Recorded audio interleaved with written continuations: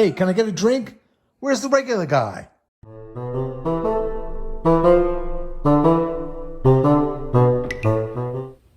don't know where he is. I'm jumping in here. I'm the part-time bartender, and tonight we're making a RobRoy cocktail. I have to admit, I never would have expected to make this cocktail for you. I actually really like it. I actually really love it. Over the years, I've had it. You know, there are those nights when you say, oh, I'm going to have a Manhattan, and you don't have any rye, you don't have any bourbon, and so you're like, okay, I'll swap in the Scotch and make a RobRoy. Boy, I always suffer those down, and I really do think the preparation matters and how you dress it at the end.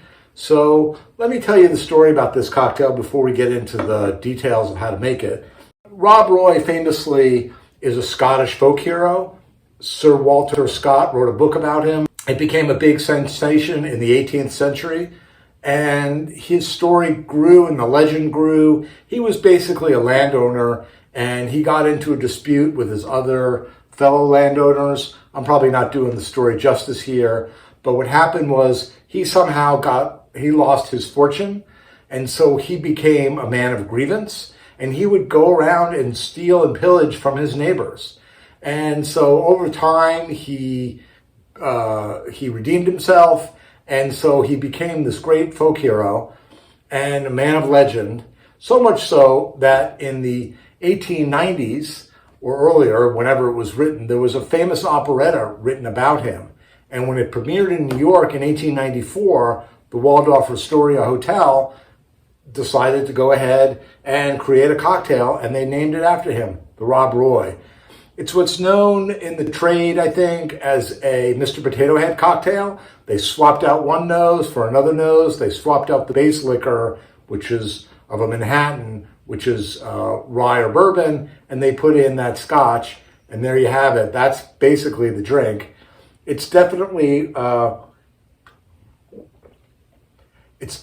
smokier and stronger, but it really does have a very nice flavor. What happened for me personally was I made one the other day and I found myself thinking, I'm not sure if I like this, but then I found myself craving one the next day. And behold, here we are shooting a video on how to make it.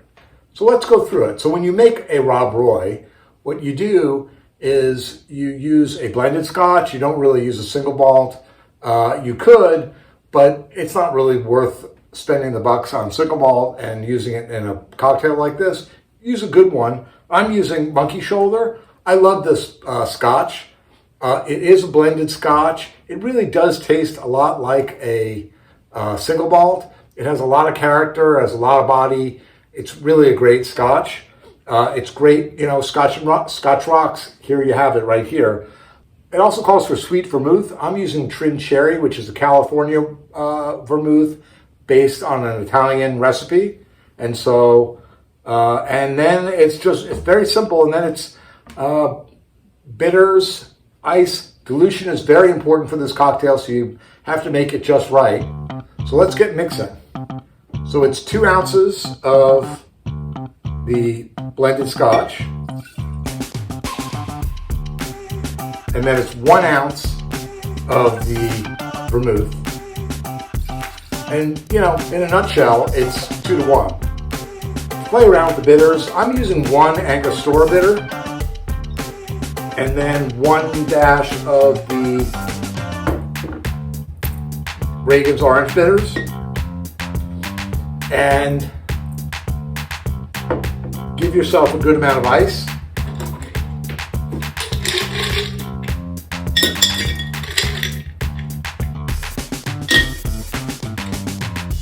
And stir. You really got to stir for a good 30 seconds here.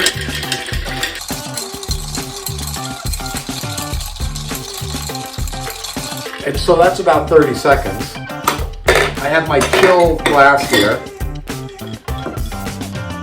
I'm using a coupe glass. And so right into that glass goes your mixture. There you go. And I'm going to garnish it with 1 cherry, Get that nice cherry in there. And then I'm going to garnish it with a orange peel. So you express the oils.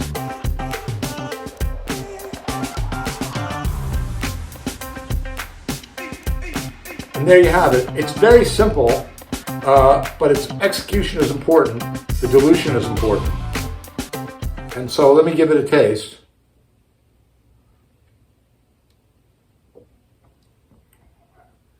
You know, it's quite good. It's not for everybody, I will say that. You know, if somebody likes a fruity kind of drink, I would not serve them this. I would definitely serve this to somebody on a cold day, on a rainy day. It kind of has that mood to it. It has a smokiness. It has that other qualities of the Scotch. It has that earthiness of the Scotch. It is balanced by the vermouth, but it does have that strong flavor. And so, you know, if somebody came to me and said, hey, you got a good cocktail for me? Unless I knew they liked a strong drink, I wouldn't start off with this one, but it does have its place and it is a very good one. Oddly, I found, and sometimes I do this, I make a half of one and you kind of just have a little sip of a small one before dinner. It did work well as an aperitif, and so I like that because it is so smoky and strong flavored, really takes on that Scotch flavor. And so it really cleanses your palate for a nice dinner. And especially, you know, if you're having grilled meat or something like that, something strong and earthy like that. So I really enjoy it. It is the RobRoy. I highly recommend this one. Next week, we're making an Italian cocktail.